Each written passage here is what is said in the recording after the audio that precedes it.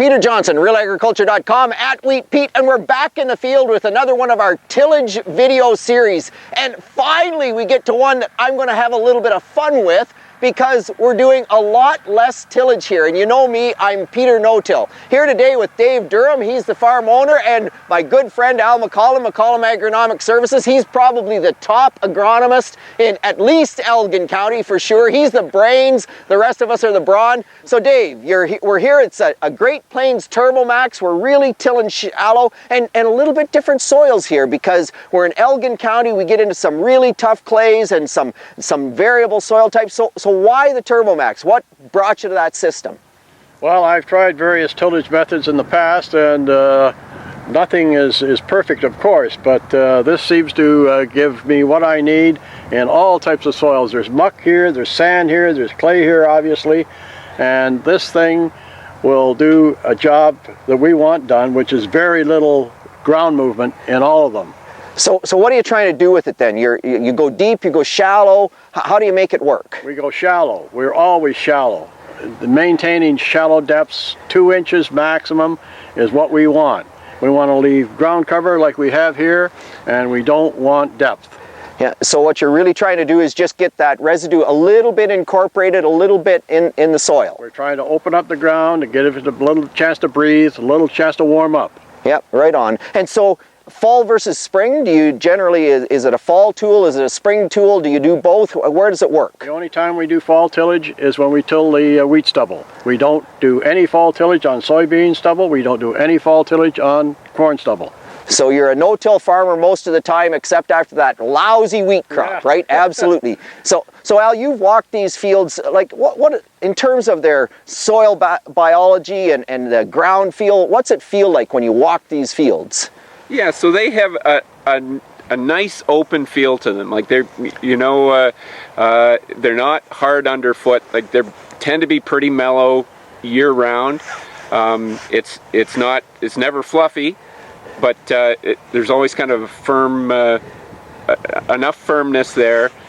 And still get that cuddle effect, right? I've been big on this soil aggregate size, this cuddle effect, so we can still get the cuddle effect here, even though we're not doing that more aggressive tillage. Absolutely. And so one of the things I think as well that's key to this system, and we talked a little bit about it, is it really doesn't work quite as well if you don't have good drainage. Would that be a fair comment? Dave, what do you think? Absolutely. You got to have drainage. You can't farm without drainage, in my opinion. If you can't afford to drain it, you can't afford to buy it. Simple as that. Yeah, I like that concept. So that's when you got to do a little bit more tillage. So in terms of horsepower requirement, do you need lots of horsepower? Do you need speed? All these vertical tillage units, they really talk about, man, we got to go fast, which you guys really like because you're testosterone tillage, right? We want black smoke, baby, make her pour. So is that right? Is that where we need to be, or what do you think? Well, I don't think we were working the tractor a lot at all. We tried to get 12 mile an hour out of it. We work an awful lot of land at 12 mile an hour, and it has about 240 horse, I guess. So, but we're not certainly overworking the tractor, but we are moving a lot of ground, a lot of land. In a hurry. You can move at 12 mile an hour. You can do a lot of land in an hour. And so, Dave, I have a question, because you're not a young man. No offense, I'm not either, by the way. But you don't mind driving at 12 mile an hour? Because mostly we got the teenagers out there to drive that fast. The rest of us couldn't quite shove the stick that far ahead. Well, I don't drive it, so.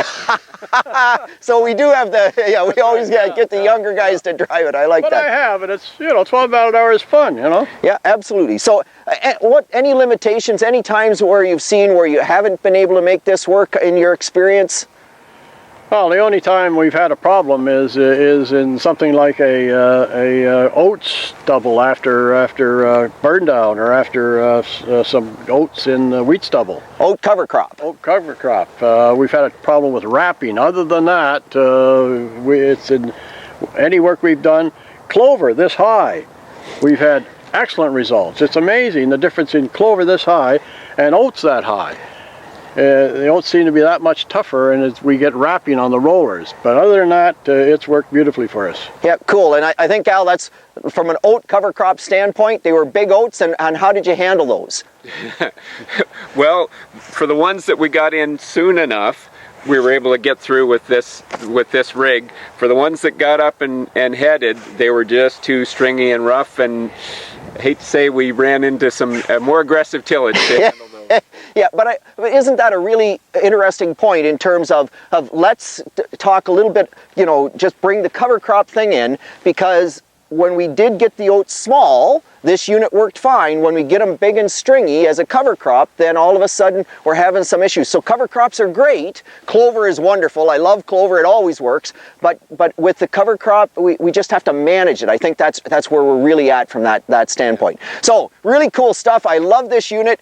Some interesting harrows. You know, one of these vertical tillage things, I really think that Greg Stewart, way back when, said, man, I should have been smart enough to put a decent harrow on the set, on just a set of discs, because that would actually work. And harrows, I think these finger harrows following in behind there are one of the key components. Other than that, I think it's a great unit. I think you're doing an awesome. By the way, rule number 1 of extension is never argue with success, and your corn yields were right through the roof this year. Your soybean yields right through the roof. Records, I think that's awesome, Dave. Yes. Yep, so this system can work really well on variable soils. Cool unit. Thank you very much, guys. Another one for the Real Agriculture video series on tillage. So just a couple things from a technical standpoint on the Great Plains TurboMax. One is the harrow. I think it's really intriguing. The harrow tines actually follow right in the line with the coulter, and so that really gives some nice tillage action. It takes that loose soil, it helps level it out, and then the rolling basket at the back just levels it out, gives us that nice, firm, fine seed bed. The other unique thing about the TurboMax, there's a few other vertical tillage units that do this now, but we can angle the gangs. And so Dave doesn't angle the gangs very much. He's mostly running 2 degrees in the spring, 3 degrees in the fall. You can angle them up to 6. They really get aggressive and they'll do a lot more tillage. So you can see that they just angle here, and as you angle it, it takes more horsepower. It also does a lot more tillage. And as I say, Dave, it's in the fall, and so we can see that he's got that 3-degree angle, and he's trying to tickle, run shallow, works great across these variable soils.